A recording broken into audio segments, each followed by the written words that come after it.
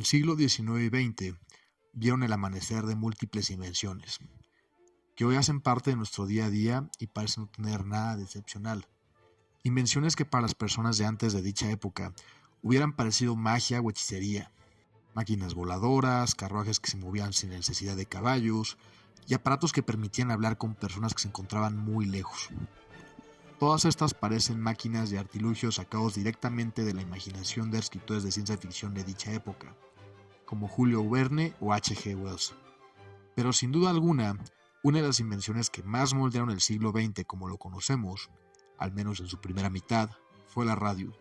Inventado y desarrollado tanto por Nikola Tesla como por Guillermo Marconi a finales del siglo XIX y principios del XX, la radio dio paso a una era en la que se volvió más fácil que nunca dar un mensaje a una audiencia masiva. Esto fue revolucionario, ya que antes de la radio, entregar un mensaje a miles o incluso millones de personas hubiera sido una tarea compleja. Entregar folletos impresos, demasiado costoso, caro y poco efectivo, sin contar que mucha gente no sabía leer en esos años. Contratar a alguien que gritara la noticia por toda la ciudad, se llamaban heraldos, y tampoco eran muy efectivos, ya que muchas veces entregaban noticias viejas. Pero con la radio, todos estos problemas desaparecieron. Por supuesto que la infraestructura era costosa, pero los beneficios eran muchísimo mayores a los costos. Ahora podrías informar, persuadir o entretener a todo aquel que poseía una radio y estuviera en la frecuencia adecuada. ¿Pero qué pasó después? ¿Sigue la radio siendo tan influyente como lo fue en su momento? Pues después de la radio, las mentes más brillantes de la humanidad vieron el potencial de dicha invención y sus usos, y buscaron mejorar eso en todo sentido. Alguien buscó que estos mensajes fueran acompañados por imágenes, y así nació la televisión. No mucho después, otra persona se imaginó una interacción mucho más directa con dicho contenido, y así nació Internet y las computadoras. Y poco tiempo después, un señor con lentes y un poco hippie se imaginó que este tipo de comunicación se debería de hacer desde cualquier parte del mundo y no solo desde una computadora, y así nacieron los teléfonos inteligentes. Y después de todas estas grandes y fabulosas invenciones, ¿dónde quedó nuestra vieja y confiable radio? ¿Qué ha sido de ella en esta era digitalizada? Aunque está claro que hoy en día el medio más usado por casi todo el mundo son los teléfonos inteligentes e Internet, sería totalmente falso decir que la radio ha desaparecido en su totalidad, pero tampoco sería preciso decir que la radio no ha sufrido cambios desde su invención hace poco más de 100 años. El cambio más notorio ha sido, por supuesto, el paso de la radio análoga a la radio digital. Esto ha traído consigo una mejora notable en la calidad del sonido, así como otras funciones como lo son una mayor interactividad, presencia en línea, transmisión de datos adicionales y nuevos modelos de negocio para la radio, como lo son los modelos de suscripción. Pero para lograr esta transición, por supuesto se requieren cambios drásticos en la infraestructura de este medio de comunicación. Sorpresivamente, a pesar de todas estas mejoras, son pocos los países que se han aventurado a sustituir sus señales análogas, AM y FM, por frecuencias digitales de forma general. Esto probablemente porque el medio dominante de hoy son los teléfonos inteligentes y el Internet, y los gobiernos y empresas de todo el mundo prefieren invertir en estos medios que son mucho más utilizados y mucho más rentables. No es sorpresa para casi nadie que los países que han iniciado la transición a la radio digital de forma masiva principalmente se trate de países europeos. Por un lado, por el alto nivel de coste que esto representa para cualquier país, pero por el otro lado, esto probablemente se debe a que buena parte de la población de dichos países son personas de la tercera edad. Estas personas generalmente gustan aún de escuchar la radio y sigue siendo un mercado bastante rentable en esos territorios. En el caso particular de México, la radio digital tiene ya un alcance notable representando un 41% de la audiencia, es decir, 50 millones de radioescuchas. Se cuenta además con alrededor de 200 canales de radio digital en el país. La radio digital comenzó operaciones en nuestro país hace poco más de una década, en el año 2011. Aún con todo esto, la radio análoga está lejos de desaparecer, ya que sigue siendo sumamente rentable gracias a los espacios publicitarios que son rentados a todo tipo de anunciantes. Pero sabiendo todo esto, ¿cuál es el lugar actual de la radio en esta nueva era digital? sigue siendo relevante ante la aparición de nuevos medios como la televisión, el Internet o incluso los videojuegos? Pues sorprendentemente, la radio sigue siendo un medio con un alto grado de penetración.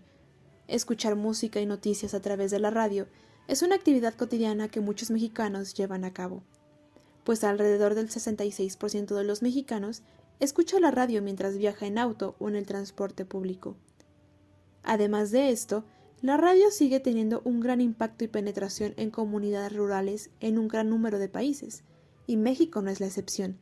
Esto ya que su carácter informativo llega a ser de mucha ayuda para estas zonas, pues en México aún existen localidades en las cuales medios como el Internet no han penetrado tanto. Esto tal vez se deba a su gran aislamiento geográfico, así como el analfabetismo digital que puede existir en aquellas poblaciones, sumado al hecho de que las instituciones en nuestro país son deficientes, y el Internet no se ha llevado por igual a todas las regiones. Aún así, en las regiones ricas y desarrolladas de México, la gente sigue consumiendo contenido radiofónico en sus diferentes formas y evoluciones. Una de las más comunes es en los famosísimos podcasts. ¿Quién no ha oído hablar de La Cotorrisa, Se Regalan Dudas, Mi Gala o Leyendas Legendarias? Algunos dirán que ese tipo de contenido no hace parte de la radio, pero las similitudes son mucho más grandes que las diferencias.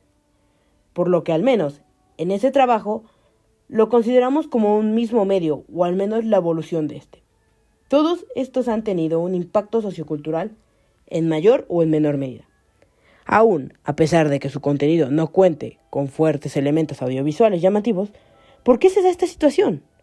Podría ser porque los contenidos de tipo radiofónicos pueden compensar esta falta de contenido visual, con una experiencia similar a una conversación. Esto es un método de comunicación casi universal, por lo que muchas personas puede que se sientan atraídas por este tipo de contenidos.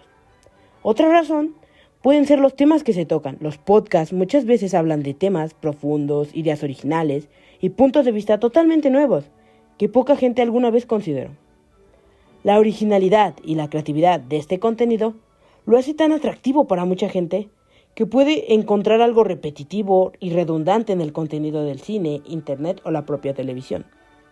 A su vez, este tipo de contenidos requiere un menor esfuerzo mental para consumirlo, ya que es común que mucha gente escuche la radio en sus diferentes formas, mientras hacen otras actividades, como lo pueden ser bañarse, conducir, comer, trabajar o incluso al hacer ejercicio. Además de esto, la radio sigue siendo uno de los lugares preferidos de los anunciantes debido a su gran exposición, la penetración que ésta aún tiene, por lo rentable que es promocionar productos, servicios o ideas a través de este medio de comunicación.